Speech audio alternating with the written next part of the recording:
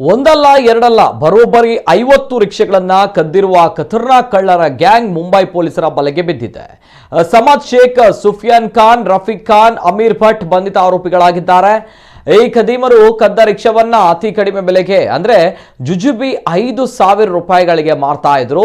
ಒಂದು ತಿಂಗಳಿನಿಂದ 6ಕ್ಕೂ ಹೆಚ್ಚು ರಿಕ್ಷಾ ಕಳವಿನ ದೂರುಗಳು ದಾಖಲಾಗಿದ್ದ ಹಿನ್ನೆಲೆ ಕಾರ್ಯಪ್ರವೃತ್ತರಾದ ಮುಂಬೈ ಪೊಲೀಸರು ಸಿಸಿಟಿವಿ ಫುಟೇಜ್ಗಳನ್ನು ಪರೀಕ್ಷಿಸಿ 4 ಜನ ಆರೋಪಿಗಳನ್ನ ಬಂಧಿಸಲು ಯಶಸ್ವಿಯಾಗಿದ್ದಾರೆ. ಕದ್ದ 6 ರಿಕ್ಷಾಗಳನ್ನ ಈಗಾಗಲೇ ಪತ್ತೆ ಹಚ್ಚಲಾಗಿದ್ದು ತನಿಖೆ ಮುಂದುವರೆದಿದೆ ಎಂದು ಅರೆ ಸಬ್ ಪೊಲೀಸ್ ಸ್ಟೇಷನ್ ಅಧಿಕಾರಿಗಳು ತಿಳಿಸಿದ್ದಾರೆ.